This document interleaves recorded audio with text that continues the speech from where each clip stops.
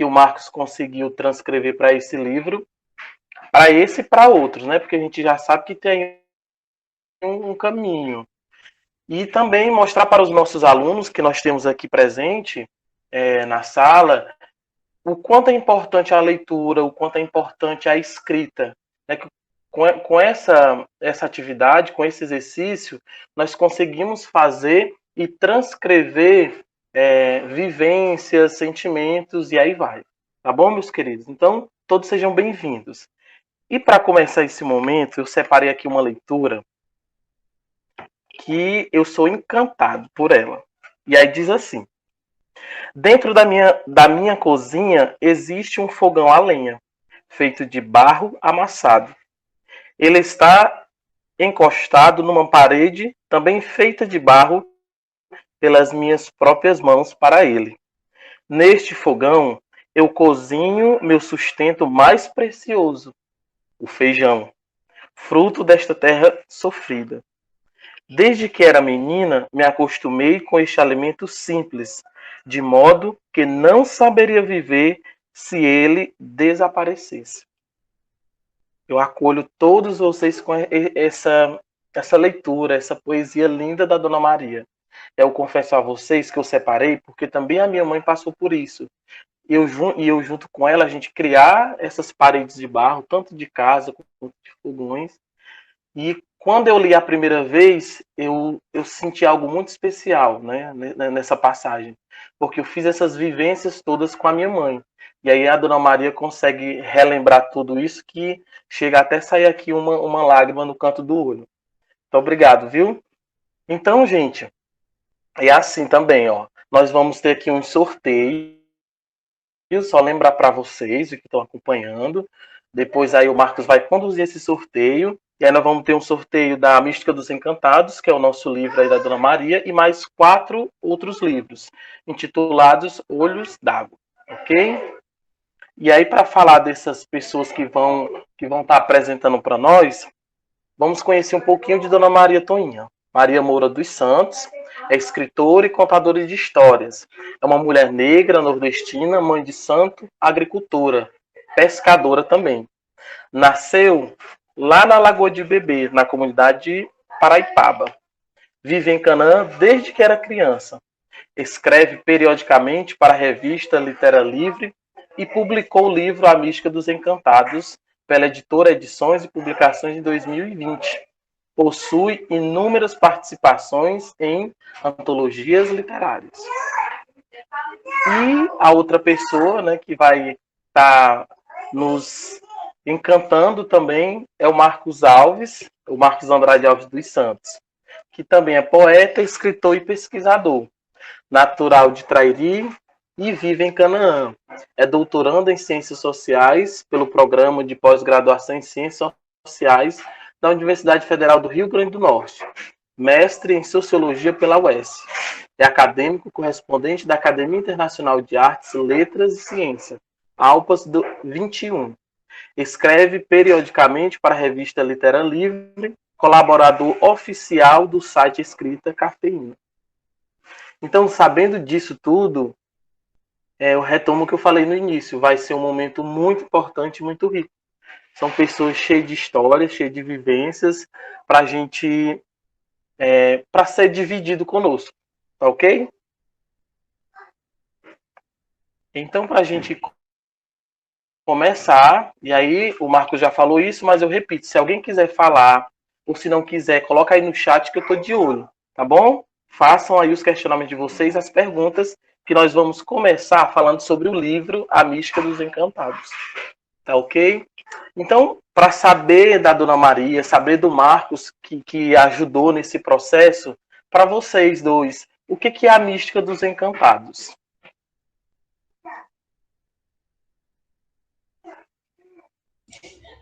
Olá para todos.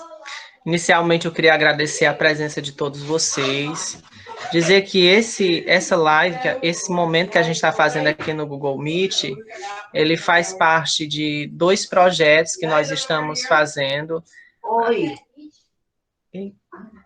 A gente está fazendo uma filmagem. Faz parte de 2 projetos que nós estamos conduzindo, apoiados com recursos da Lei Aldir Blanc, através da Secretaria de Esporte, Cultura e Juventude do município de Trairi, o projeto Sonhos Encantados e o projeto Doutrinas Encantadas. Ambos os projetos são livros que eu escrevi com a avó. Os Sonhos Encantados é o meu livro solo, que eu pretendo lançar no segundo semestre de 2020. O projeto Doutrinas Encantadas é um livro escrito por Maria Toinha, no qual ela reúne todas as doutrinas que ela conseguiu lembrar dos cavaleiros que baixam em sua coroa. Então, aguardem a publicação desses livros, eles vão acontecer no segundo semestre de 2020, mas no momento, como o Ricardo falou, a gente vai falar exclusivamente a partir da experiência de escrita de A Mística dos Encantados. A Mística dos Encantados foi um livro que a gente pensou juntos a partir de algumas provocações que nos surgiram no cotidiano. A minha avó estava muito doente em 2016, e esse foi um momento muito difícil para a gente, porque a gente tinha medo que ela não conseguisse sobreviver à enfermidade que ela estava sofrendo. E aí, nesse processo de convalescência, ela começou a me narrar algumas histórias que eu conhecia desde que eu era criança, porque eu fui criado por Maria Toinha, e ela era uma pessoa que sempre foi habilidosa para encantar as noites estreladas com histórias maravilhosas. A gente colocava um pano no terreiro sobre a areia fria à noite, ela se sentava num banco ou no rolo de coqueiro que tinha, a gente tinha uma lamparina de gás para iluminar a noite, mas na verdade era a voz da Maria Toinha que se fazia marcante naqueles momentos. Ela contava histórias sobre o passado, histórias que naquele momento a gente, ainda enquanto criança, não compreendia a importância delas, mas que depois que eu passei por diversos processos ligados a estudos sobre memória, sobre ancestralidade, eu vim perceber que era algo fundamental de ser registrado, ainda mais quando a vida de Maria Toinha estava ameaçada e possivelmente a transmissão desses saberes também poderia ficar ameaçado. Uma das coisas que a avó sempre falava para mim era que quase todas as pessoas que ela conheceu no passado já tinham morrido, que ela era uma das únicas pessoas que ainda estava viva. E ela chorava quando lembrava dessas pessoas, justamente porque ela relacionava a sua morte, a decadência do seu corpo, com a possibilidade de que as experiências que essas pessoas passaram juntas no decurso de várias décadas, a década de 40, 50, 60, 70 e 80, elas desapareceriam no momento que ela falecesse também. É tanto que na apresentação do livro A Mística dos Encantados, eu digo que esse foi um dos pontapés iniciais para a gente pensar esse projeto, que não é um projeto de apenas um livro, é um projeto bem mais extenso, que eu imagino que aí em 10 anos a gente ainda vai ter trabalho para fazer dentro do projeto A Mística dos Encantados. Então, essa foi uma perturbação que me levou tanto a pensar em como não deixar que essas memórias desapareçam, não deixar que esses saberes eles terminem, sejam engolidos pelo tempo, e ao mesmo tempo valorizar a experiência de Maria Toinha, de Maria Moura dos Santos, porque na medida em que esse registro ele é feito, a experiência riquíssima dessa mulher, negra, mãe de santo, nordestina, uma mulher pobre, que enfrentou a pobreza das mais diversas formas possíveis, ela fosse valorizada e ela fosse reconhecida. E, de fato, isso está acontecendo a partir da ampla divulgação que o livro está acontecendo, que o livro está passando, a partir de processos em que ela está participando depois da publicação do livro, e que fazem ela ficar muito feliz. A gente sempre conversa sobre o que é que o livro representa para ela, como é que ela se sente depois da publicação do livro, como é que isso ajuda ela a se reposicionar nesse cenário de vida que mudou completamente depois da publicação do livro. Uma das coisas que a avó reclamava é que nunca ninguém vinha aqui em casa, nunca ninguém falava com ela, porque as pessoas idosas costumam se sentir abandonadas quando chegam a certa idade da vida, não é? E isso era uma coisa que atravessava a experiência da minha avó. Desde que eu me entendo por gente, eu era praticamente a única plateia que a avó tinha para narrar suas experiências. É tanto que eu conheço muito da história da avó e muito da história de outras pessoas daqui e de outros lugares que ela conheceu. E ela lamentava por não existir mais pessoas que pudessem, junto com ela, carregar, guardar e dar sentidos para essas experiências que ela narrava. E aí, depois da publicação da Mística dos Encantados, mesmo com os processos dolorosos ligados à pandemia, a avó tem ficado muito mais feliz pela procura que ela tem tido, através das redes sociais, pelas pessoas com quem ela conversa, por videochamada, ou quando a gente recebe alguém aqui seguindo todos os protocolos de segurança e com maior cuidado. Uma das coisas que a gente está muito feliz agora é que ela se vacinou e que já está chegando a segunda dose para ela ficar mais tranquila, porque a importância que ela tinha, ela aumentou. Então, ela não se sente mais tão sozinha, como em várias vezes que ela reclama aí no livro, que se sente sozinha, que se sente abandonada, que não tem ninguém, e tal, porque esse também é um dos registros que faz parte do livro. Então, eu vou pedir agora para a avó falar um pouco sobre quem é ela, como é que ela se sente, a partir dessa publicação de A Mística dos Encantados. Sua vez de falar. A senhora fala sobre o livro. Gente, a avó é tímida nas videochamadas. Se vier alguém aqui em casa, fique impressionado, que é uma outra pessoa. Mas fazer videochamada é algo diferente. Fale sobre o livro, Vazia. Como a senhora se sente, como foi para a senhora. Entendeu? Eles perguntaram. Eu me sinto bem. Me formou o livro, eu me sinto bem. Eu estou satisfeita, porque muita gente, graças a Deus, já tem vírus, já estão comprar e acho bom. E eu fico satisfeita em saber que o povo gosta desses livros. Eu também estou feliz, estou satisfeita. E vamos continuar, se Deus quiser. Nossa convivência, vamos continuar para frente. Enquanto a gente puder trabalhar, a gente vai indo, né?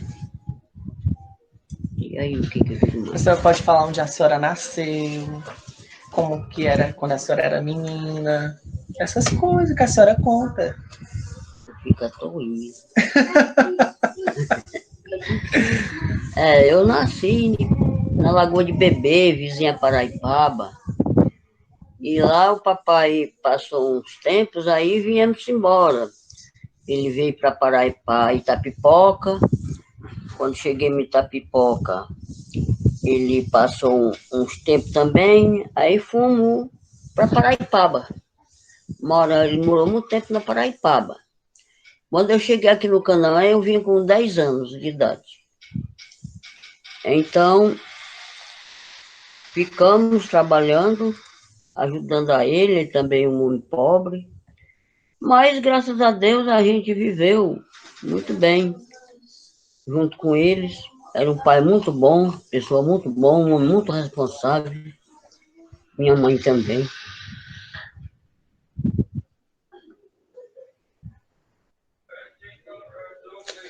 Ela fica emocionada, pessoal, como eu disse para vocês, quando lembra dessas experiências que estão registradas no livro, quem leu sabe, mas que são muito emocionantes na medida que, embora elas sejam representativas daquilo que a gente tenta mostrar como a possibilidade O Mundo Encantado, elas também são dolorosas, né? Elas mexem em feridas e é tanto que quando a gente está conversando sobre o que vai estar no livro, eu tenho muito cuidado de perguntar para a avó o que é que ela quer que está no livro. E depois de transcrever os capítulos, eu leio para ela e pergunto se ela concorda que aquela parte esteja no livro e se está contado do jeito que ela gostaria que estivesse registrado. Porque são coisas muito difíceis, às vezes, de serem narradas. Ainda que a gente faça todo um esforço para resgatar essa beleza dessas experiências, a gente nunca esquece também das dores que estão implicadas para a produção dessa beleza. Eu acho que quem lê o livro tem consciência que em muitos momentos a Maria Toinha sai lá do passado e vem aqui para o presente dizer que ela está sozinha, que ela sofre, que ela sente as ausências, que ela chora, que ela queria que fosse de uma outra forma, porque esses momentos, eles fazem parte da nossa conversa ali, enquanto ela está contando, eu ouço, eu pergunto, eu interfiro, eu converso com ela. Esse livro, ele é construído a partir dessas conversas, dessas relações que a gente faz entre contar, ouvir, contar, aprender, escutar, ler para ela, porque de fato é um processo que leva muito tempo e que a gente tem que ficar respeitando essas dores, né, da Maria Toinha. Deixa eu permitir aqui outra pessoa. Pronto. Mas aí, Vó, o que foi que aconteceu? Que a senhora morou aqui na Lavagem com 10 anos. Com 10 anos eu cheguei aqui e fomos trabalhar junto com o papai e a mamãe. Meu serviço era, mais da minha irmã era fazer renda. A gente fazia renda e raspava mandioca, quando tinha farinhado, o povo falava com a gente. Aí vivia vivendo. E o papai trabalhando em roçado, mais meus 2 irmãos. E aí minha mãe lutando com a gente, lutando em casa e trabalhando também. Aí fomos vivendo, né? Então, chegou a época de eu, com 14 anos, me apresentar umas fantasmas, umas coisas que eu não sei o que era, ninguém não sabia o que era. Então, aí eu comecei a sofrer, né? Meu pai sofreu muito junto comigo. Foi mesmo. A senhora é a sua amiga, né, vó? Oh, meu Deus. É muito linda, gente. É muita emoção. Meu pai e meu irmão também lutaram muito comigo. E então, eu tinha uma amiga, a Margarida Portela, que também era moça nova, foi para a missa. De domingo fomos para a missa. Quando chegamos lá, na hora da missa, deu um negócio nela e ela caiu. Ela caiu e aí depois ficou gritando, pegaram ela, levaram, e o padre começou a rezar e disse que era negócio, era espírito. Eu sabia lá o que era aquilo. E então ela ficou muito mal e eu também fui visitar ela, já doente também, já passando mal, fui visitar ela, que nós éramos muito amigas. Então, apareceu uma senhora na Gamileira, senhora de Fortaleza, na Gamileira, que era espiritismo, trabalhava espírito de luz. Então, disseram papai, ele me levou. Quando chegamos lá, ela fez o trabalho, mas disse que não ia me limpar porque a força dela não dava. Papai procurasse em outro canto. Então, nós viemos embora. Aí eu fui para Paracuru, para o mestre Antônio de Mel.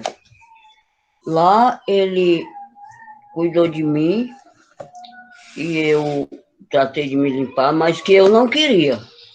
Eu não queria. Meu pessoal não acharam ruim, não. Todo mundo achou bom. Agora o povo de fora falava muito. Mas eu também não queria, mas foi o jeito de eu aceitar, porque eu não podia jogar fora. Então lá ele cuidou de mim, me aprontou para trabalhar, eu fiquei trabalhando. Então, ele disse que era preciso eu ir em Fortaleza, lá no Tenente Sena, porque lá era a Umbanda. A Umbanda lá era que rolava. Então, eu fui. Quando chegamos lá, eu já era casada, fui mais o meu marido. Quando chegamos lá, ele me botou para trabalhar. 1 hora, trabalhei 1 hora na Umbanda. Assim diz o povo, que eu não sei. Quando terminou, ele disse, terminou, tá limpo, você pode trabalhar em todas as correntes. Tem a corrente da mata, tem a do astro, tem a do mar, porque a do espaço, que é a corrente dos espíritos da Umbanda, é a do astro. E então eu fiquei trabalhando, trabalhei muitos anos, o pessoal vinha atrás de mim para fazer cura, e atrás dele, que ele também trabalhava muito bem. Curaram muita gente, trabalhei muito nesse mundo, Pentecosta, Raposa, Castoré, naquele meio de mundo, por aqui afora. E, graças a Deus, ninguém nunca se deu mal, não. Então, viemos vivendo, morreu meu pai, morreu minha mãe, morreu o marido. E eu fiquei aqui. Morreu meu irmão, morreu 2 filhas. E ainda estou aqui vivendo. Então eu fiquei trabalhando, mas depois que meu marido morreu, eu parei. Acabei com tudo enquanto tinha do centro do trabalho, porque eu não tinha quem me acompanhasse, eu não podia conseguir só. Então fiquei. E faço algum trabalho ainda aqui na minha casa, quando me vejo com precisão, de uma cura, de uma coisa, eu faço. Mas estou satisfeita, porque tudo enquanto foi feito no tempo de precisão, todo mundo ficou satisfeito, graças a Deus.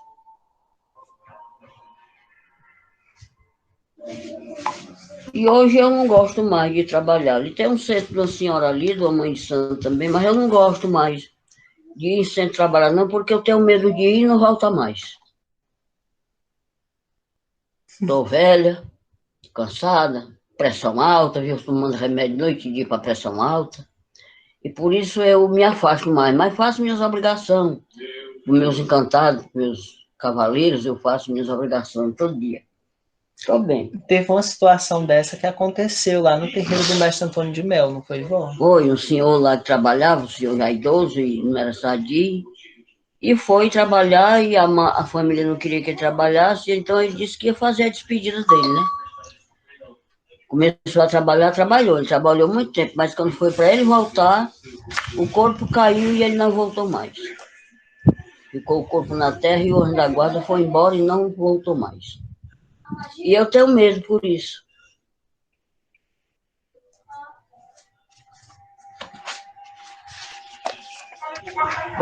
É muito lindo, né, gente, ver a Dona Maria falar dessas experiências dela. Eu, quando criança, né, digamos assim, quando moleque, participei dessas conversas, logo quando o Marcos disse no início, colocava uma toalha no chão, eu vivenciei isso um pouco, né, que a minha irmã era casada com o filho dela. Então eu pude também sentir um pouco dessas histórias. Naquela época era muito bom, que não tinha nada para entreter a gente, se não fosse uma lamparina para sair a fumaça e entrar no nariz da gente. Era só isso que tinha. Não era, Dona Maria? Então, É verdade. pronto. Tem uma pergunta aqui no chat, Marcos, antes que eu faça a próxima pergunta, para a gente não perder o fio da meada. Tá. A Edileuza está perguntando onde é que ela consegue adquirir o livro. Você pode responder logo para nós? Edileuza, você pode adquirir o livro diretamente comigo. Você me manda um e-mail ou entre em contato comigo através do WhatsApp, que eu lhe passo como é que você adquire o livro, tá certo? Pronto, Edileuza. Responde daí, viu? Eu acho... Isso para todos. Quem quiser adquirir o livro, se não for sorteado hoje, porque a gente vai sortear um livro de A Mística dos Encantados, né? Aí a gente entra em contato pelo e-mail. O Ricardo depois pode passar o meu contato para você. Certo, Marcos. Eu acho que é uma mãe de uma aluna, se não estiver muito enganado, é a mãe da Vitória, da Maria Vitória. Então, pessoal, a Miriam também disse assim, ó, conversar com Dona Maria é sonhar. Ela conta muitas histórias e nos remete às nossas vivências de criança que mora no interior. É como fala o professor Gerson Júnior no prefácio do livro, sobre o nosso passado representa a âncora, em que é a referência, ponto privilegiado das histórias dos indivíduos e sociedade, e bússola quando o passado apresenta bagagem repleta de sonhos e lições que não devem ser ignoradas na definição e orientação de novas rotas a serem trilhadas. São lições de vida. Show de bola. Dona Maria, só para você sentir aí também, que a gente fica emocionado junto com a senhora, viu? Que a sua história, né, essa sua vivência, ela traz essas recordações para nós, né, e nos remete ao nosso passado, e com isso faz a gente também, em algum momento, estar feliz com alguma coisa. Né? A senhora está fazendo bem danado. Graças a Deus. E eu tenho, eles me avisam quando é para me acontecer alguma coisa que não dá certo para minha família, eles me dizem. Eu estava aqui um dia desse, dormindo meio-dia, quando uma voz me chamou. Aí eu disse que eu me acordasse, me levantasse. Aí eu me levantei e fui trabalhar lá dentro do cercado.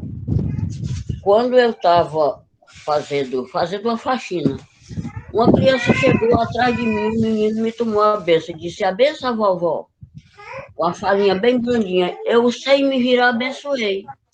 Eu digo: Deus lhe abençoe, meu filho. Aqui eu me viro. Quando me virei, não vi ninguém. Eu digo: quem é que me toma a benção? Mas também fiquei assim, meio medrosa, e embora. Mas era um encantado que me tomou a benção, me chamando de vovó. Eles me dizem as coisas.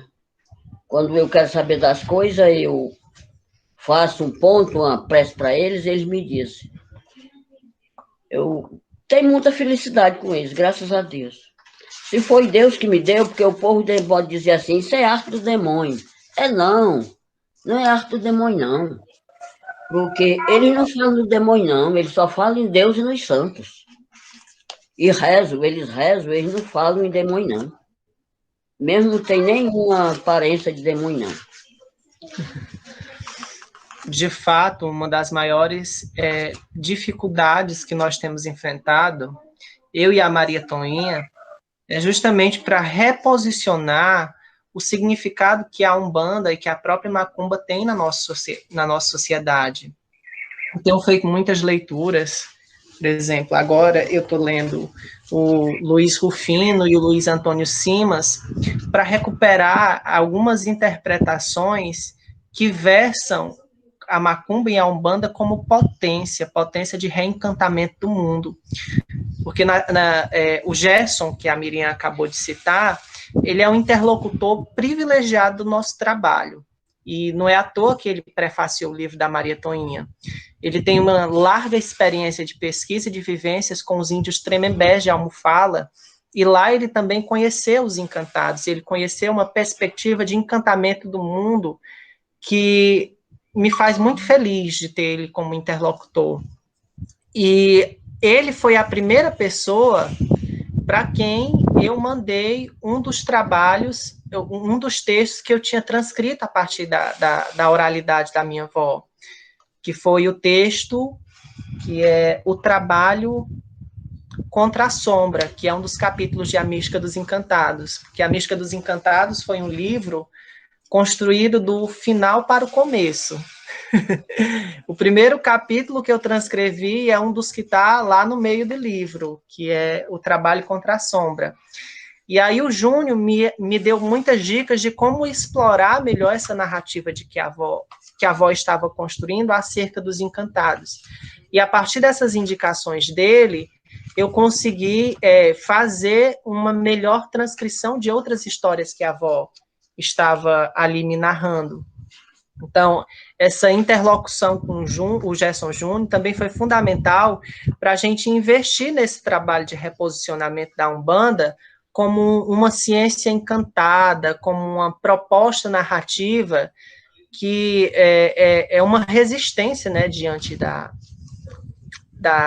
narrativa colonizadora, da narrativa que sempre coloca a Macumba, sempre coloca a Umbanda como algo alvo de preconceito, como alinhavada com forças diabólicas, como algo que deve ser rejeitado e perseguida socialmente.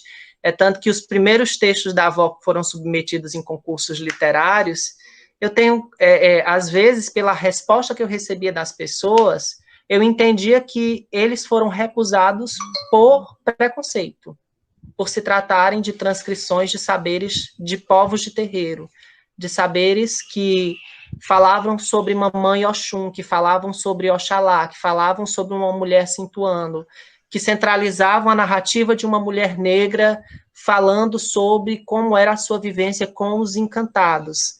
Às vezes a gente encontra resistência nos lugares que a gente menos espera encontrar resistência para falar sobre esses saberes, para falar sobre a potência desses saberes, para uma outra proposta de interpretação do mundo, que é um mundo encantado, um mundo onde esses saberes nos ajudam a dobrar o tempo, a dobrar o espaço, a dobrar a nossa noção de vida, a nossa noção de morte, para propor, então, uma perspectiva que seja diametralmente oposta a essa racionalidade cartesiana e colonizadora que nos obriga a pensar somente o racional, que nos obriga a expurgar o sonho como perspectiva para a nossa vida. Então, a avó já sofreu muita perseguição em diversos espaços onde ela existiu por causa de se afirmar como mulher negra e umbandista. Parte dessa visibilidade que ela tem alcançado no último ano, e dessa visibilidade que ela tem alcançado como mulher negra e mãe de santo, é porque, em algum momento, com esse livro, com o meu privilégio de cor, eu disse, não, eu tenho que abrir caminhos para que a minha voz seja reconhecida e respeitada, e que esses saberes, na esteira desse reconhecimento, também sejam reconhecidos e respeitados. Então, parte desses caminhos que foram abertos, eu tenho certeza, por causa do meu privilégio racial de ter nascido branco, embora tenha uma avó negra, porque fazia parte da nossa proposta também combater esse preconceito e trazer visibilidade para esses saberes, para essas experiências, para essas vivências encantadas, que na vida comum, que na vida cotidiana quase sempre são alvo de preconceitos, não só da polícia, como também de pessoas que a gente menos espera, que a gente menos imagina. Eu vi aqui um comentário da Cristiane. A Cristiane, vó, ela é bisneta do tio João Corrêa, do seu tio João Corrêa. Deixa eu só interromper. Deixa eu fazer logo a da Rita, aí depois a gente vai lá para a Cristiane e depois tem mais duas, tá bom? Pode ser? Certo. Pronto. Vem rapidinho aqui. A Rita de Cássia diz assim, ó. Tua história está me auxiliando a entender a minha. Ainda quero estar ao seu lado para beber mais desta fonte. Isso é para a senhora, viu, Dona Maria?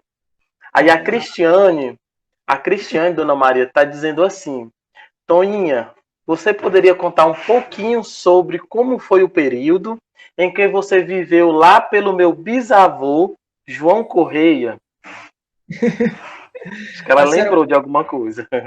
Sim, o tio João Corrêa. A senhora pode contar aquela história que a polícia mandou intimar os pais de santo?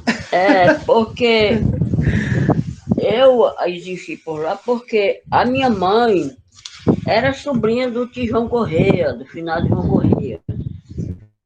E então nós viemos morando daqui, a gente mora daqui, então encontramos ele, né?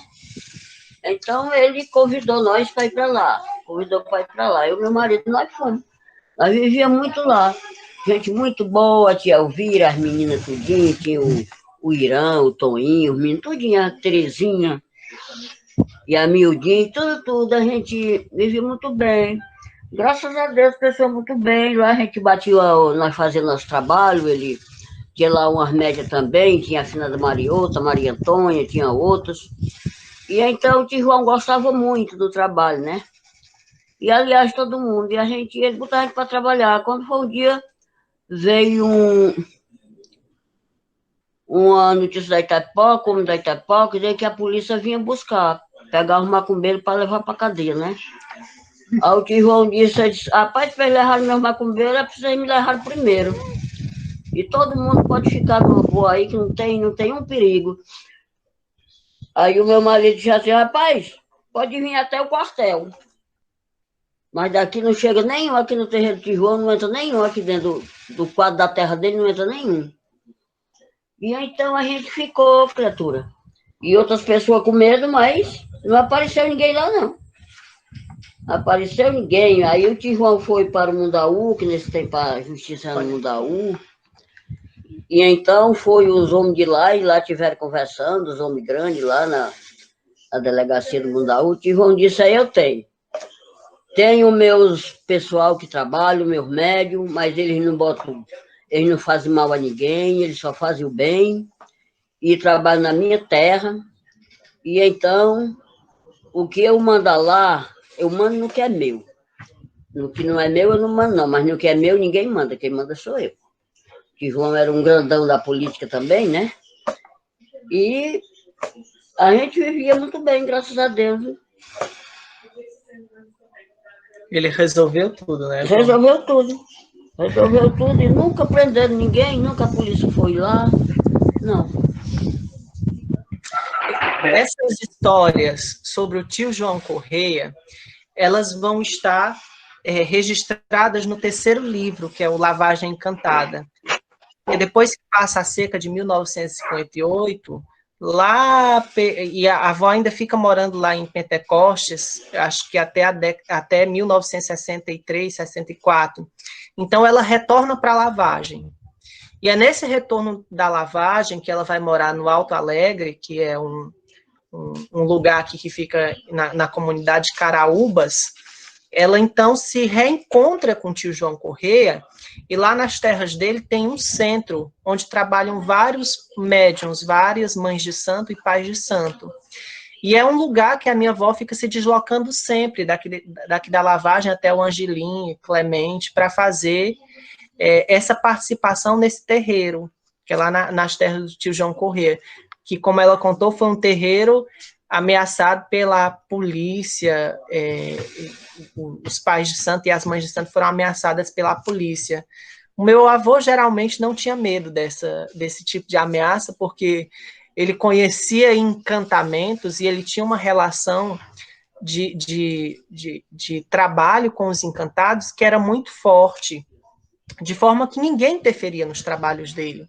Uma vez até tentaram interferir nos trabalhos dele com os encantados, só que ele fez alguma coisa e que não deixou a polícia chegar nem na porta da casa onde ele estava trabalhando, não foi, vó? Foi. Isso aconteceu lá no Bom, nas terras do finado Nilo Paixão. Então, esse percurso nas terras do tio João Correia, Cristiane, ele vai estar registrado no livro Lavagem Encantado. A gente vai publicar no próximo mês um texto, um conto sobre o tio João Correia, na revista Litera Livre.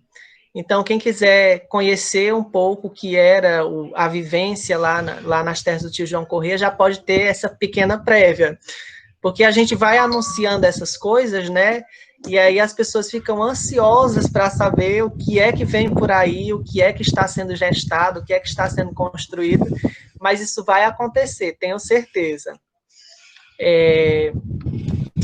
Eu gostaria só de falar um pouco mais a partir dessa relação com o Gerson Júnior, com essa relação da Umbanda com a polícia sobre a violência, aqui em Canaã, que como vocês viram, esse preconceito contra a Umbanda e essa perseguição contra a Umbanda, ela aconteceu bastante aqui nessa região, na década de 60, 70, de modo que mães de santo, pais de santos eram ameaçados, a história da avó traz esse relato, e às vezes era preciso recorrer ou às forças pertinentes ao encantamento, ou então a forças políticas da época, como no caso o tio João Corrêa, que conseguiu resolver a situação de trabalho ali no terreiro, sem a necessidade sequer da presença das mães de santo e dos pais de santo que estavam trabalhando nas suas terras.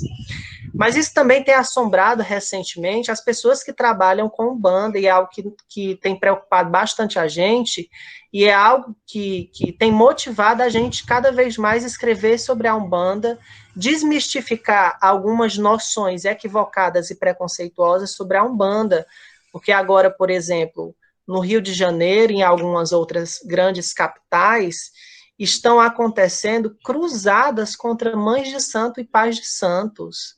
Traficantes autodenominados evangélicos estão expulsando famílias inteiras, terreiros inteiros de determinadas regiões, e às vezes até em união com certas milícias, proibindo que pessoas ligadas a terreiros usem branco, que é uma marca característica de populações que têm uma denominação religiosa ligada à ancestralidade de povos que estão em diáspora, né, que foram forçadamente desterritorializados, que são os povos africanos. Então, isso é algo que tem nos preocupado bastante, esse crescimento do preconceito e da violência que tem se materializado contra as populações com denominações religiosas ligadas a uma matriz africana. E aí a gente espera que os nossos livros, as nossas escritas, as nossas participações em revistas consigam desmistificar determinadas pré-noções, preconceitos e contribuir com o esclarecimento sobre determinados termos, determinadas vivências, determinadas práticas que são pertinentes à Umbanda. Acho que a Rosângela Ferreira aqui no chat pediu para a gente falar um pouquinho do assunto dos encantados. De fato, existe pouca coisa escrita sobre os encantados. Eu me assombrei quando eu estava no trabalho de pesquisa do livro em 2016, e a gente sempre coloca no Google, né, essas coisas para saber o que é que já tem produzido, para saber o que é que tem escrito. A maior parte do que tem escrito sobre os encantados são de pesquisas acadêmicas, dissertações de mestrado, tese de doutorado e outras pesquisas geradas outros trabalhos gerados a partir de pesquisas com uma orientação metodológica que às vezes pouco abre espaço para imaginação literária. Então, quando a gente foi pensar o que são os encantados e trabalhar o que seriam os encantados no livro,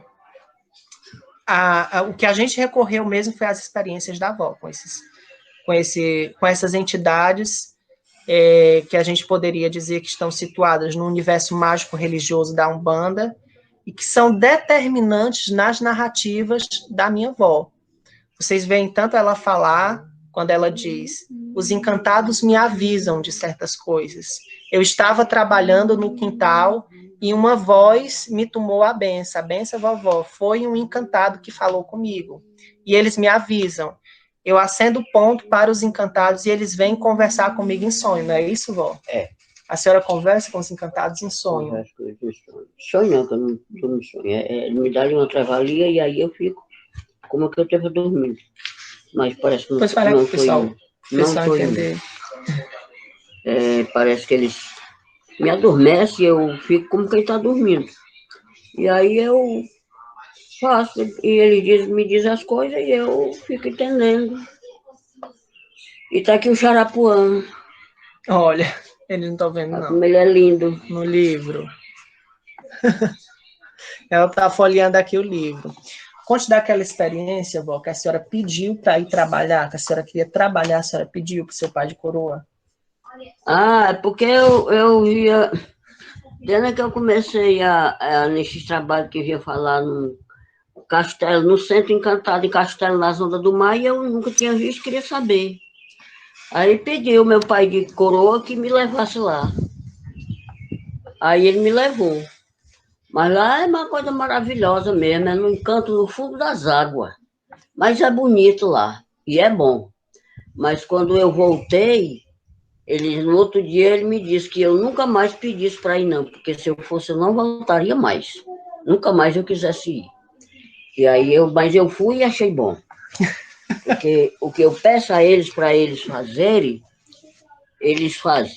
Eles me dão. O que eu peço a eles, eles me fazem. E- Mas eu fiquei gostando demais, gostei demais. Dentre outras e outras experiências que a gente transforma em narrativa escrita. Então, Rosângela, os encantados são essa força que constroem com Maria Toinha o destino dela, que avisam ela sobre o que vai acontecer, que mostram mapas, que desenham percursos, que instruem ela aonde ela deve ir. O livro, o tempo todo, é construído com base no que os encantados falam para Maria Toinha. São os encantados que vão até o Chico Toinha e dizem que ele tem que levar ela em Paracuru. E aí ela sente o formigamento no peito, porque começa a se lembrar do passado, quando ela estava no terreiro do mestre Antônio de Mel. E aí eles vão nessa viagem porque os encantados disseram que eles tinham que ir nessa viagem. Como na seca de 1958, quando as coisas estavam todas elas de uma forma quase insuportável para eles, que o meu avô até estava com os braços rasgados de procurar caranguejo no mangue, a minha avó entra em contato com os encantados e pergunta: o que é que nós vamos fazer? E eles dizem: vão embora, aqui não dá mais para vocês. Então, eles são forças espirituais que, de alguma forma, entram em contato com ela, sejam através dos sonhos, sejam através desses momentos que ela diz que não está dormindo, que ela está entre o sono e a vigília, ou momentos em que ela sai do corpo quando está entuada e vai para algum lugar, seja para as ondas do mar, seja para o astro, ou seja para dentro de uma mata, encontra com essas entidades espirituais que conversam com ela sobre determinadas coisas que ela deve fazer, que ela deve operar para construir esse destino. Aliás, foram os encantados que avisaram a Maria Toinha sobre essa necessidade dela não deixar as experiências dela morrerem. Isso estava marcado desde o princípio, quando no trabalho de desenvolvimento dela, lá na casa da madrinha Raimunda, um encantado bateu a mão em cima de uma mesa, que ele estava entoado no corpo da madrinha Raimunda, e aí um livro apareceu. E aí Maria Toinha e a amiga vão ler o que tem nesse livro, que é a história delas que estava escrita nesse livro. E depois o mestre Antônio de Mel comenta com a Maria Toinha que ela tem que contar essas histórias, que ela não pode deixar essas histórias morrerem, que isso faz parte da missão dela como médium. Então, os encantados são essas forças poderosas que realizam esse trabalho de dobrar o tempo, dobrar o mundo, de encantar os saberes, encantar as experiências. E eles nunca se revelam exatamente como são. Eles sempre aparecem como um mistério. E às vezes é difícil de entender se realmente a gente está se encontrando com os encantados. Eu também tenho muitas experiências de sonhar com os encantados, de dormir e por alguma razão eu me encontro com um encantado que ou me cura nesse sonho, ou então me fala de determinada coisa que eu devo fazer, ou então me dá algum conselho. E para mim são experiências extremamente ricas e que eu escrevo. Aliás, o livro Sonhos Encantados, ele foi escrito unicamente a partir dos sonhos que eu tive com os encantados. E aí eu vou relatar um conjunto de sonhos que vai ser lançado em breve sobre essas experiências. Então, os encantados, eles sempre devem ser lidos a partir dessa possibilidade de encantarem o mundo. Aliás, tem uma coisa também sobre os encantados que a gente precisa dizer. Às vezes, alguém que a Maria Toinha conheceu, como vocês vão acompanhar durante o livro, essa pessoa, ela morre. mas dentro desses saberes, dentro dessa ciência da Umbanda, da Macumba, a morte não é interpretada como na moralidade cristã, que a morte é o fim, acabou, já era, você está dormindo para sempre. Isso acontece com o mestre Antônio de Mel. O mestre Antônio de Mel foi uma surpresa quando a gente descobriu isso, que é o último capítulo do livro. Ele não morreu. E a Maria Toinha começa o capítulo do livro dizendo: o mestre Antônio de Mel não morreu, ele se encantou no alto mar. E isso é algo que aponta para uma possibilidade maravilhosa dentro da nossa perspectiva de mundo. Eu tive a oportunidade de me encontrar com o mestre Antônio de Mel baixando na coroa da Maria Toinha. Porque depois que a gente começou a escavar essas memórias, essas experiências, depois que a gente começou a falar sobre aquele momento de 1957, lá no terreiro do mestre Antônio de Mel, os encantados também começaram a falar isso com a gente. É tanto que muitos textos do livro a gente diz que foi um encantado que nos soprou, foi um encantado que nos disse. Porque, de fato, foi isso que aconteceu. E quando a gente foi revirando esse mistério, foi nos aprofundando nesse mistério, o mistério também veio ao nosso encontro. E uma dessas coisas que aconteceu foi justamente o mestre Antônio de Mel baixar, numa noite de quarta-feira, na coroa da Maria Toinha, perguntar onde ele estava, que lugar era esse, perguntar se eu reconhecia ele. E aí, imediatamente, eu disse: você é o mestre Antônio de Mel. E foi algo fantástico descobrir essa possibilidade de que essas pessoas também venham a se encantar. E descobrir que a missão delas não termina quando a pessoa morre, quando ela desaparece dessa terra.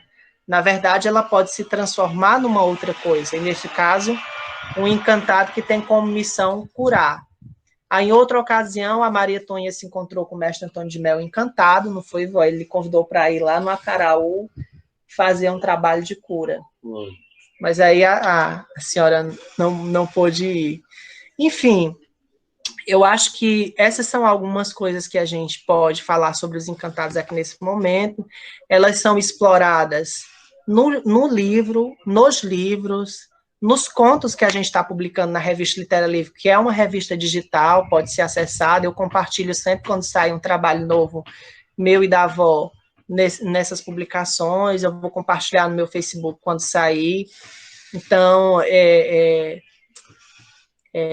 a gente vai aprofundando esses saberes na medida que a gente vai escrevendo sobre eles. Ó. O Marcos, Dona Maria está emocionada, né? Só para dizer que os encantados nos encantam também, né? Quando a gente lê esse livro que finaliza, a gente fica com esse gostinho de querer ler mais, viu, Marcos? Se der para acelerar aí nas publicações. Show de bola. Nós temos aqui várias mensagens no chat, tem muita coisa. Mas como a gente está na conversa dos encantados, né, que isso é bom da gente ouvir, se a Dona Maria estiver lembrando aí, né, e puder também de alguma cantiga dos encantados, puder passar para nós, olha a cara dela aí que linda, puder passar para nós. E Dona Maria, a gente queria ouvir a senhora cantando. Ai, meu Jesus. Olha aqui como é lindo. Deixa eu mostrar. Olha, eu quero mostrar para você. Isso aí é um índio. É o índio Xarapuã. A doutrina dele é assim: na minha corte eu sou rei, no salão sou cavaleiro. Em minha corte eu sou rei, no salão sou cavaleiro. Xarapuã, Xarapuã, Xarapuã, índio frecheiro. Xarapuã, Xarapuã, Xarapuã, índio frecheiro. É a doutrina dele, é bonita como ele. E a do seu guia, vó, o capacete de pena?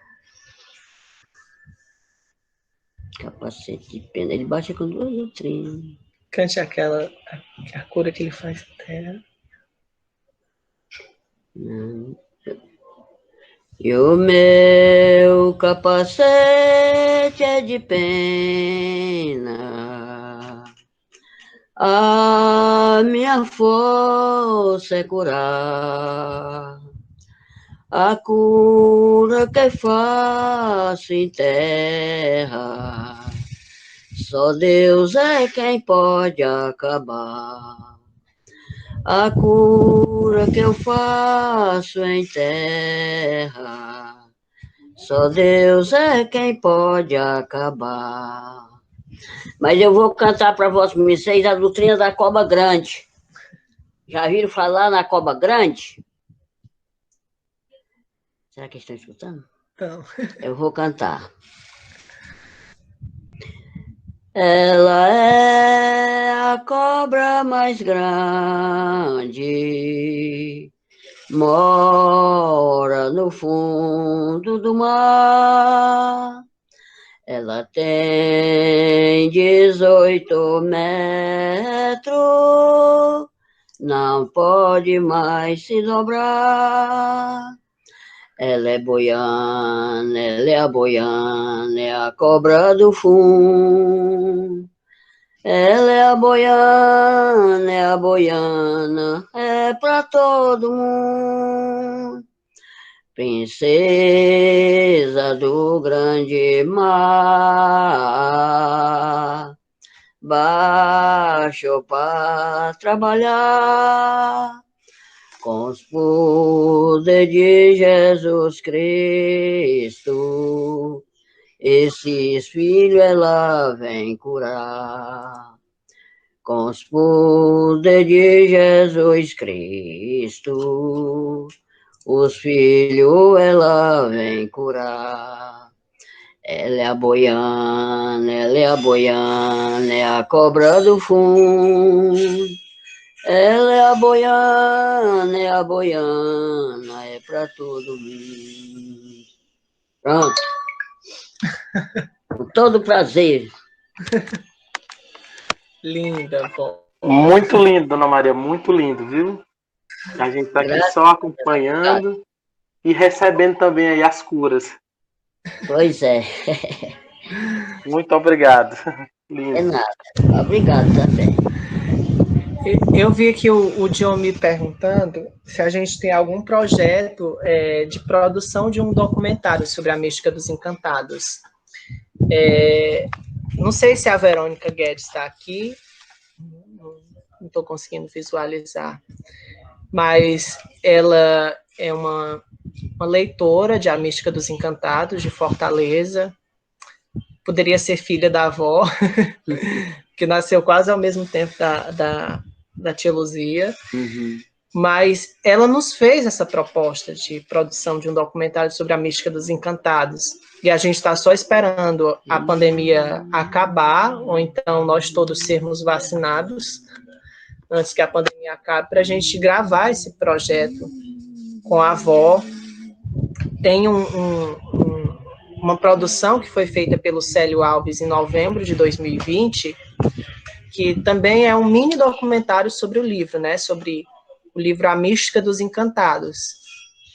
A avó fala, canta, a gente fala um pouquinho sobre o livro juntos, mas a gente está com essa proposta assim, de gravação.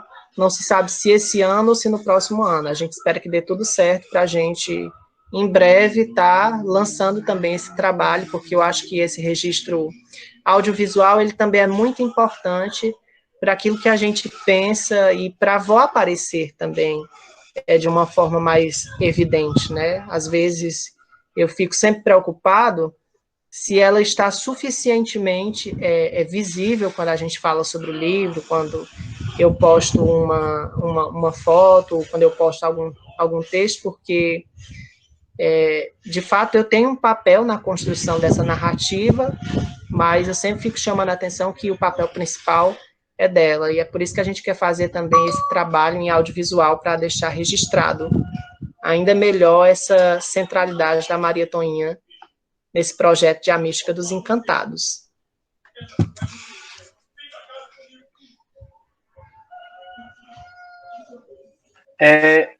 Josi, o Jefferson já lhe respondeu, mas eu vou lembrar aqui de novo. Eu vou passar o seu contato para o Marcos e o seu da Edileuza para adquirir o livro, tá bom? Jefferson tinha respondido, mas eu estou vendo aqui a mensagem de novo. E aí nós temos muitas mensagens lindas, uma mais linda que a outra aqui, viu, Dona Maria? Só para a senhora ver e perceber o tanto que a sua história, ela nos motiva, ela também nos dá força, certo? E dizer para todos que essa conversa, né, esse tipo de conversa, tem que ser compartilhado mais vezes.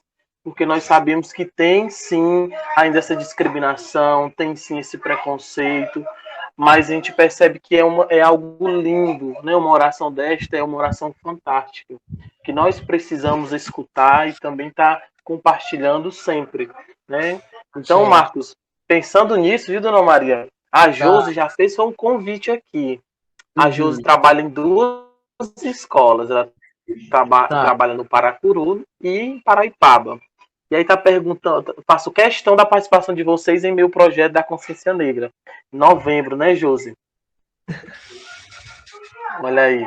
Quem sabe aí depois a gente pode ver com o Marcos, né, de acordo com a disponibilidade também. Show de bola. Alguém tem mais alguma pergunta, quer fazer mais alguma coisa, né? Que a gente nem percebeu, mas ó, já estão aí passando de 1 hora e a conversa tá ótima. Eu vi aqui a pergunta da Cristiane, se eu vou disponibilizar essa gravação. Eu pretendo disponibilizar essa gravação. Quem quiser entrar em contato, tem o meu e-mail, né, através do qual envia o convite, aí você pode solicitar a gravação. Estou gravando também para fins de comprovação de execução do projeto, tá bom, pessoal? E a gente também está estruturando outros momentos, até para você sentir mais à vontade com essa perspectiva de falar através dessas mídias sociais, que ainda é um pouco difícil para ela, como eu sempre estou resgatando. Quando ela encontra pessoalmente com as pessoas, ela consegue se sentir bem mais à vontade para falar, para narrar, para cantar, mas ainda nas mídias sociais ela tem um pouco de timidez, mas vai dando tudo certo. E aí eu estou agendando outros momentos nos quais a gente possa falar sobre esse trabalho, sobre outros trabalhos que a gente está fazendo também, para os próximos meses. Aí eu vou sempre compartilhando no Facebook, no Instagram, para quem acompanha poder participar desses momentos com a gente, tá certo? Marcos? Sim. E sobre Antes da pergunta da... Opa, diga. Sobre a participação que a Josi solicitou, é claro que a gente pode estar presente, mesmo que seja através de iniciativas à distância, né? À distância, porque faz parte da nossa missão contribuir com um processo de divulgação desses saberes que a gente está narrando, que a gente está construindo juntos, né? Então, nos honra fazer uma participação nesse projeto da Consciência Negra. Eu e a avó estamos aqui sempre dispostos a parcerias, porque a gente acredita que é assim mesmo. Através de parcerias que a gente vai conseguir ampliar essa consciência de que a Umbanda, de que a Macumba, na verdade, é uma ciência encantada e uma ciência produzida em condições muito específicas de resistência. Então, a gente fica muito emocionado com o convite. Ok. Antes da pergunta da Rita de Cássia, viu? Eu vou passar a palavra para o nosso colega Diomi, que levantou faz horas a mão ali, né? Fique à vontade, meu amigo. Oi, bom dia a todos. Eu leciono História e Ensino Religioso aqui na rede municipal. Eu estou em Santa Catarina. Eu gostaria de saber se eu posso fazer um trabalho com os alunos, e aí se eu poderia estar reproduzindo algumas partes do livro para eles possam trabalhar, se precisa uma autorização, como que faz isso?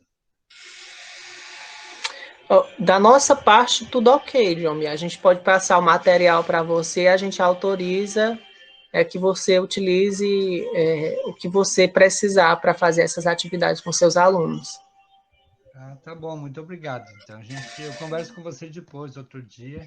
Daí vou fazer o Tudo bem, projeto direitinho para trabalhar com eles, tá bom? tudo bem, a gente aguarda. Muito obrigado, Diomi, pela sua participação. Então, a Rita de Cássia diz assim, ó, uma pergunta.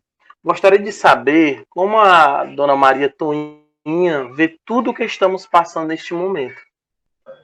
Diga aí para nós. Em relação à pandemia, Acredito que sim, né, Rita? Rita de Cássia.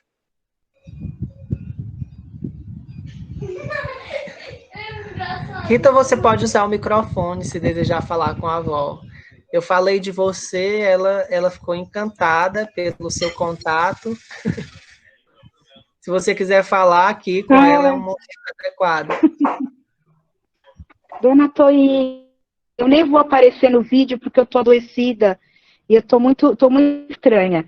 Mas eu quero agradecer de todo o coração e queria muito que a senhora falasse um pouco sobre o momento que a gente está vivendo, tanto espiritualmente como da saúde, né, com esse processo todo da pandemia. E isso está interferindo espiritualmente muito forte na humanidade. Então, eu queria um pouquinho que a senhora falasse sobre como que a senhora está vendo todo esse processo. Muito obrigada, um beijo a todos. De nada. Minha filha, a gente está vivendo. Eu estou vivendo, graças a Deus, eu me sinto forte sobre isso aí. Sabe por quê? Porque eu confio muito em Nosso Senhor Jesus Cristo. Quando eu me sento na minha rede para eu dormir, eu rezo e recomendo a minha família e meus amigos, as pessoas, que eu não peço só para mim e minha família, não. Peço para todos, porque todo mundo quer viver, né? Quer viver bem. Peço a ele que tenha de piedade, tenha caridade com os filhos dele, porque se ele não tiver, ninguém tem. E então, eu peço que ele tem poder, que é quem é dono do mundo, é dono de tudo, defenda a gente dessas doenças perigosas, do mal, de tudo quanto for ruim. E eu vivo confiando, confio nele, que se ele quiser, a gente vive bem, e todo mundo. Que eu peço a bondade dele e a graça para mim, minha família e para todo mundo viver em paz. E este dia me vacinei, estou esperando outra vacina, mas com fé em Deus de todo mundo viver. Eu peço, meu Jesus, tenha de piedade, bote sua santa mão sobre essa maldita doença, bote ela debaixo da areia e do fundo das águas do sagrado mar bendito, que lá ela fique, lá ela se termine e não perturbe mais a ninguém. E os doentes, Jesus Cristo crie, cure com a sua bondade e o seu amor. E os que não tiverem doente, Nosso Senhor defenda, que não pegue mais. E eu confio, minha filha, em Deus, confio nele, que ele faz essa bondade todo santo dia a todos os filhos dele. Eu confio. Nesse período de pandemia, a gente sofreu muito. A avó ficou muito abalada, porque muitas pessoas queridas acabaram passando por situações desafiadoras, outros chegaram a falecer, não foi, igual por causa da Covid. Muitos amigos meus se morreram, e a gente fica preocupado, fica se lembrando, não esquece. Mas um neto meu também adoeceu em Manaus, fez muito mal, mas já ficou bom, graças a Deus. Graças a Deus. E sempre eu confio que todos que forem adoecendo, Nosso Senhor cura, eles se levantam. Fico bom, se Deus quiser. E aí a avó também contou nesse período com a presença dos encantados, tanto através de curas para eles, quanto através de curas para outras pessoas. Pois é. Teve uma amiga muito querida mesmo, que até a esposa do Gerson Júnior, que ela ficou muito mal por Covid, e aí ela pediu para a avó fazer alguma coisa por ela, né? Pedir aos encantados, e a avó acendeu uns pontos, não foi, vó? Foi. E os encantados foram lá, curaram ela, ajudaram ela, e ela conseguiu se reerguer desse momento. Mas são situações muito pontuais, muito desafiadoras, uma coisa que a gente tem que deixar registrado sempre é que nós temos que confiar mais do que nunca na ciência nesse momento, com essa possibilidade de vacina trazida por meio da ciência, para que a gente consiga atravessar esse momento de pandemia difícil e, com certeza, superá-lo no futuro não muito distante. Acho que no Brasil o quadro tem se agravado bastante devido às posturas negacionistas e pessoas que estão em posição de poder, que poderiam fazer muito mais para a gente não sofrer tanto como em outros países. Políticas públicas muito mais eficientes têm sido lançadas, políticas de valorização da ciência e de outros campos que são fundamentais para a gente conseguir atravessar esse momento. Que no Brasil a gente está muito preocupado com a vacina, a gente, o povo, que está muito preocupado com a vacina, e a gente não vê essa preocupação, por exemplo, do governo federal, do Ministério da Saúde, para que a gente consiga receber a vacina e consiga ficar imunizado. E num quadro de mais de 250 mil pessoas mortas, é muito mais gente que morreu do que os que foram mortos em decorrência da bomba de Hiroshima e de Nagasaki. Isso é um número assustador, um quadro em que mais de 1.500 pessoas nas últimas 24 horas morreram em decorrência da Covid-19, e a gente não vê a urgência do governo federal para tratar seriamente, para enfrentar seriamente esse grave problema que a gente está enfrentando como humanidade, né? Um problema que tem se agravado aí em todos os níveis. Como ontem, por exemplo, a pessoa que deveria estar trabalhando para conseguir vacina estava aqui no Ceará fazendo aglomeração, incitando comportamentos anti-ciência, questionando a utilização das máscaras, fazendo o povo desacreditar disso. Isso é algo muito grave. É algo que tem preocupado também a avó, que é uma mulher que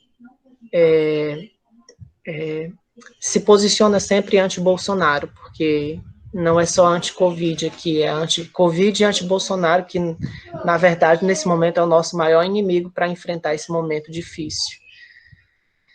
E é isso. Defender a ciência, acreditar que a vacina chegue e pedir a proteção dos encantados. Pedir primeiramente, confiar primeiramente em nosso Senhor Jesus Cristo. Os encantados, a gente faz o pedido, faz a prece, faz a oração para ele, faz o ponto e pede para ele ir na casa daquele filho curar. Eles vão e curam. Se a pessoa não vê, mas sente qualquer movimento deles, eles vão e curam. Agora, o povo desacredita, tem muita gente que desacredita, eu também dou até razão, estou dando razão o povo desacreditar numa parte desse trabalho, sabe por quê? Porque hoje, absolutamente, se dentro do salão tiver 20 médios trabalhando, daqueles 20 médios, talvez você tire 5, né? Os outros é tudo se fazendo, né? Tudo se fazendo para arrumar dinheiro. Porque os anos que eu trabalhei, e ainda trabalho, porque se houver precisão de eu curar alguma pessoa precipitado, eu curo. E nunca recebi um centavo. Não, nunca recebi um centavo. E hoje a maioria dos pajés que trabalham cobra o tanto das mesas, 150, 200, que cobra por uma mesa. Não é para isso, não. Nós trabalhamos para a caridade, nós somos filhos da caridade. Estes mensageiros são filhos da caridade, são filhos da bênção. Eles não andam cobrando preço de cura, de fazer a bondade, não. Jesus Cristo nunca vendeu as palavras dele, não. E não é para nós também fazer, o nosso mensageiro fazer isso, não, porque eles não fazem isso. Porque quando tem um médium concentrado, todo mundo pode conhecer e entender que ele está concentrado.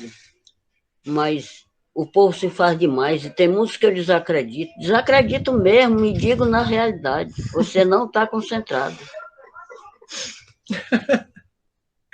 Porque eu não quero me fazer melhor do que ninguém, que eu não sou. Porque acima de mim tem muitos.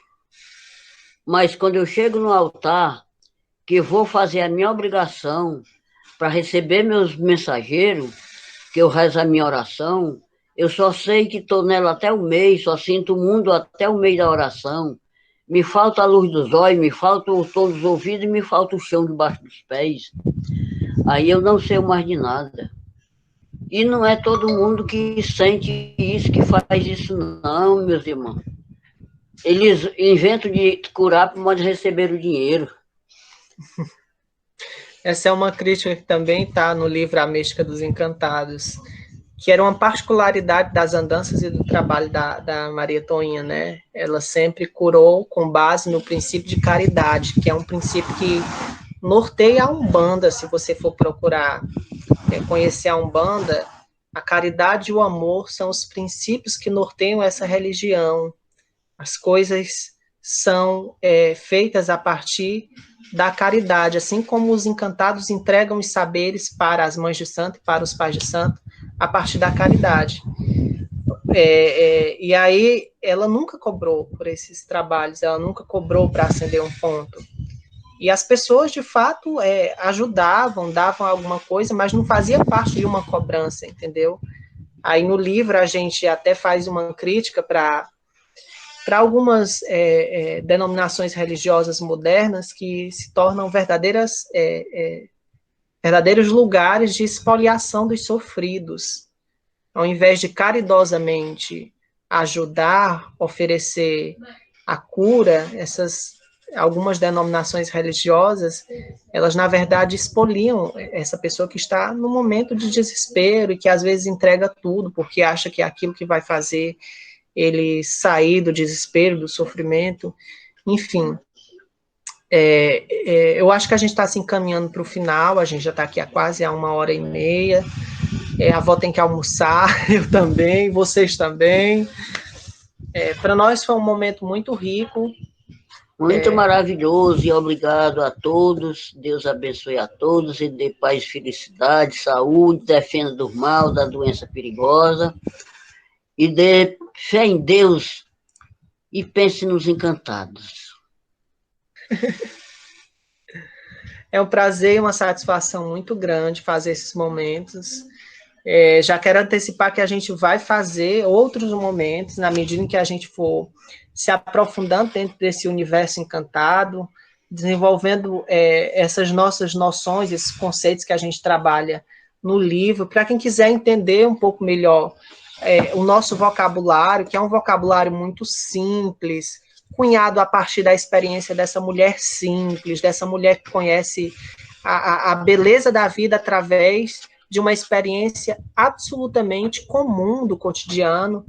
Tem um glossário no livro A Mística dos Encantados, que a gente vai registrando o que é que significa cada um desses termos que a gente usa, que a gente vai desmitificando algumas imagens, que a gente vai falando melhor, expondo melhor o que são os encantados, o que são essas figuras linguísticas que a gente utiliza. Então, está tudo disponível. Outros momentos vão acontecer, eu vou divulgar no meu Facebook, no Instagram, e a gente mantém contato. Eu queria expressar minha gratidão por todos que estão aqui, por todos que nos acompanham, por todos que têm alguma coisa para falar sobre esse universo. Sempre saibam que podem contar com a gente para fortalecer, né, esse trabalho de resistência em torno dessa visão e dessa perspectivação de um mundo encantado. E aí, se alguém tiver alguma pergunta, quiser fazer alguma contribuição, pode ficar à vontade, tá? Projeto Sonhos Encantados. Pronto, se alguém quiser, pessoal, fique à vontade. Se não, eu tenho aqui eu considero uma oração que eu separei para a gente finalizar. Mas eu vou aguardar alguém se manifestar. Se não, eu faço aqui a nossa oração linda.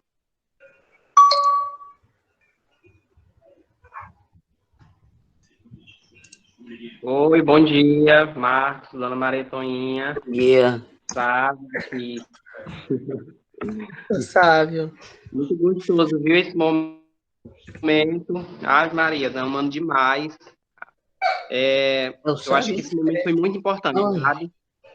Estava aqui deitado aqui na rede, balançando aqui, aí eu só ouvindo as histórias. Tá certo. Amigas. Que delícia, viu? Obrigado pelo momento, Marcos, Ana Maria. Foi um prazerzão estar aqui, viu, nessa manhã. Obrigado Quase também. 12h30 e o tempo passa, a gente nem vê, né? Quando a coisa é boa. É verdade. Agradeço demais, viu? Amei demais o momento. Tá certo. E bora lá, né? Bom dia, viu? Bom dia para você também, para todos. Queria agradecer também, Marcos, a você, a Maria Toinha, por este momento maravilhoso. Estou aqui muito longe de vocês no sul, mas ainda eu espero poder um dia pegar um avião e aí dar um abraço em vocês pessoalmente, depois da pandemia, né? E maravilhoso, parabéns pelo trabalho, pela divulgação, e pode contar com a gente aqui, que a gente vai divulgar bastante aqui, tá bom? Axé, tudo de bom para todos.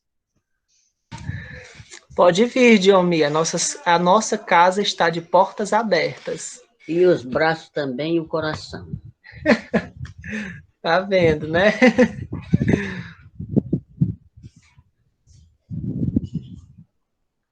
Mais alguém?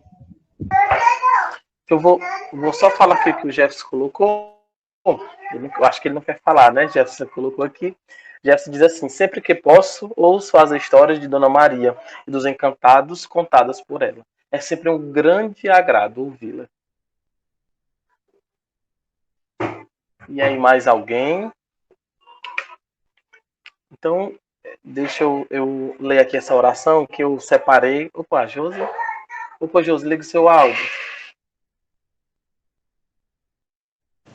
Olá. Boa tarde, né? Tudo bom, minha linda? Tudo bem, meu coração? Olha, eu estou encantada. Agora eu vou usar a palavra do projeto. Encantada por você, pelas suas histórias, tá? Eu moro em Lagoinha, Paraipaba, mas eu vivo aqui em Guajiru, certo? Que eu amo também toda essa região aqui. Tá E bem. o Ricardo, ele trabalhou comigo na escola de Paraipaba e é meu amigão de coração. E eu estou muito feliz por ter participado desse momento, ouvido todas essas histórias. Faço questão de adquirir o livro, né? E quero lhe conhecer, viu? Tá bem, eu também estou lhe conhecendo, estou satisfeito, estou feliz. Obrigado pela sua boa presença, pela sua grande educação. Muito e queremos obrigada. ser uma velha com meus 85 anos, já velha. Nossa, cheia. que isso. A gente só tem a aprender com vocês. Me remeteu até assim a lembrança da minha vozinha, né?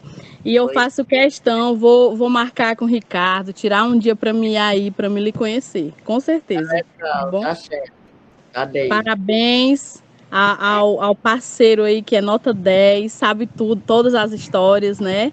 Verdade. Vocês, parabéns. E faço questão da presença também de vocês nas lives, no projeto da Consciência Negra, né? Seja pessoalmente, a gente não sabe como é que vai ser também esse ano por conta da pandemia, mas esse ano passado eu fiz por live, foi maravilhoso, né? Consegui trazer uma amiga minha que é da Angola, né? Que é lá da África, ela mora aqui em Redenção, ela participou. E esse ano é tudo muito incerto, mas a gente vai se comunicando e quem sabe, né? Ou ao vivo ou pelo Meet, né? Pelo celular, a gente vai entrar em contato com vocês para que vocês possam participar desse projeto que é a Consciência Negra, né? Levantar essa bandeira que é do respeito não só ao negro, mas a todos, né? Todas as etnias. Tá bem. Agradeço, Rose. Bom dia. Beijo para vocês. Outro para você. Tchau. Gente, alguém mais quer falar alguma coisa? Porque senão eu vou conduzir o sorteio dos livros, tá certo? A gente não pode ir embora sem fazer esse sorteio. Ô Marcos, deixa eu só encerrar essa questão aqui do livro, né? E aí você faz o sorteio, tá bom? Ninguém sai. Pronto, então vamos aqui. Eu separei a seguinte parte. Diz assim: lá no cascudo, enquanto o sol adormecia, se debruçado nas águas serenas, o mar me assistia, me enlevava. O último olhar do sol penetrava minha alma e a preenchia de luz rosada, distante de todas as coisas. Por vezes, semeei esse mistério na alma da Francisca. Botava a menina na perna e cantava para o sol adormecer, como se ele fosse também o meu menino levado. Até as ondas silenciavam com a minha voz, deixando que eu fizesse mãe daquele infinito. Agradecendo pela presença de todos. Eu fico emocionado com Legal. Com esses trechos. Enfim, pessoal, olha, a avó já vai sair. Me dê licença, se não precisarem mais de alguma coisa, me dê licença que eu vou ajeitar ali o almoço, viu? Tchau. Pronto, pode ir, vó. E aí eu vou ficar com vocês para a gente fazer o sorteio dos livros. Ó, é um livro de A Mística dos Encantados. Espero que alguém que ainda não tem o livro ganhe. E são 4 livros de Olhos d'Água, escritos pela Conceição Evaristo, que é uma outra mulher negra que está tendo uma visibilidade, uma importância muito grande para a disseminação desses saberes encantados, para uma outra perspectivação de mundo. E que esse livro é fantástico. Eu acho que eu não lembro se ele ganhou o prêmio Jabuti, mas ele ganhou um prêmio importante da literatura no Brasil, e eu li o livro e fiquei encantado. Aí, para a oficina, eu pensei em sortear 4 livros da Conceição Evaristo. Vai acontecer da seguinte forma, o sorteio. Eu peguei a relação das pessoas inscritas nas oficinas, né? São 23 pessoas que estão inscritas, e aí eu vou pedir para alguém que está aqui assistindo dizer um número. Esse número vai corresponder a uma pessoa. Aí só eu sei, tá? Por isso que eu não vou sortear, eu vou pedir para alguém sortear. E aí essa pessoa vai receber o livro. Aí eu vou entrar depois em contato para dizer como é que a gente vai fazer o envio do livro, tá bom? Provavelmente através dos correios. Então, a Rita aqui já disse o número 10. Primeiro a gente vai começar com os livros da Conceição Evaristo, tá? A gente vai deixar a Mística dos Encantados para o final. Aí eu vou dizer quem é o número 10. E parece que já temos a primeira sorteada, é uma mulher. O primeiro livro, Olhos d'Água, vai para a Cristiane. Parabéns, Cristiane. Depois eu entro em contato para a gente combinar o envio do livro. Alguém pode dizer um outro número? 13, vamos ver aqui quem é o número 13. É um livro de Olhos d'Água. Jefferson, ele é aluno da escola Ubiratã, Diniz Aguiar. Ele está aí? Não, Marcos, ele não está. Pronto, pois ele ganhou o livro, tá? Eu acho que ele teve aí no início, né? O livro da Conceição Evaristo. Depois o Ricardo entra em contato com ele. Vamos ver aqui o número 15, né? Que a Josi tá colocando. Quem é o 15? 15. O 15 é a Camila. A Camila tá por aí? Não? Pois a Camila ganhou o livro Olhos d'Água. Agora, o último livro, Olhos d'Água, vai para o número 20, que a Miriam colocou aqui. Olha, o 20 é a Rosângela. Rosângela, um livro Olhos d'Água. Depois eu entro em contato para a gente combinar o envio, tá? E agora a gente vai sortear o livro A Mística dos Encantados. Quem é que se candidata para dizer o número da pessoa que vai ser agraciada com esse livro? Eita! O Diego disse antes. O 7. Vamos ver aqui quem é o 7. O 7 é a Jennifer. Quem é a Jennifer? Ela tá aí? A Jennifer saiu, é aluna também. Ela saiu no final. Então a Jennifer ganhou o livro. E eu vou sortear um outro livro de A Mística dos Encantados. que a gente está com livros aqui, e aí a gente vai sortear, então, 2 livros de A Mística dos Encantados, ok, pessoal? Aí a gente pega aqui o número que a Josi disse, o número 25. Não tem 25, é até o 23. Alguém diz um outro número? Outro livro, A Mística dos Encantados.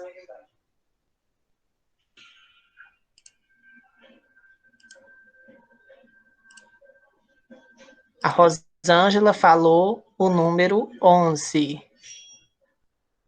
Deixa eu ver quem é o número 11.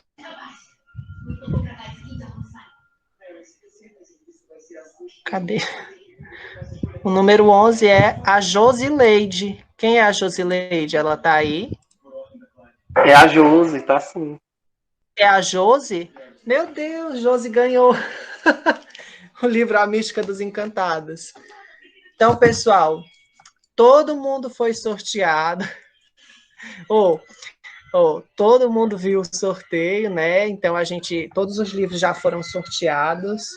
2 livros de A Mística dos Encantados e 4 livros da Conceição Evaristo. Foi um prazer muito grande estar aqui nesse momento com vocês. Eu agradeço a participação de todos. Novos projetos vão surgir a partir desse momento, né? Em outras lives vão acontecer, a gente vai estar dinamizando aí as mídias sociais através das quais ela vai acontecer. Estou pensando em fazer um momento no meu Instagram depois, aí eu convido todo mundo. Aguardem que no próximo semestre a gente vai lançar 2 livros. Eu vou lançar o meu livro solo, que é Os Sonhos Encantados, e a avó vai lançar o livro Caminhos Encantados, que vai detalhar a experiência dela como mãe de santo e como retirante da seca de 1958 no Ceará. E aí é um percurso também que eu sou até suspeito para falar, mas que eu sou encantado com esse percurso dela em meio à seca. Então, a gente vai estar divulgando as participações dela em antologias literárias, as participações em revistas literárias também. No próximo mês sai a publicação de um texto sobre o tio João Correia na revista Litera Livre. Também sai o texto que ela vai publicar na Antologia Devires Poéticas, que está sendo organizado pelo Jefferson, pela editora Edições e Publicações. E a gente segue, né, nesse trabalho artesanal e cotidiano de contar histórias, de costurar narrativas, de, portanto, fazer a nossa resistência. Então, quero agradecer a todos vocês pela participação, foi um prazer muito grande, e sempre estejam nos acompanhando pelo Facebook, que eu vou estar postando as coisas, tá certo? Muito obrigado, bom almoço,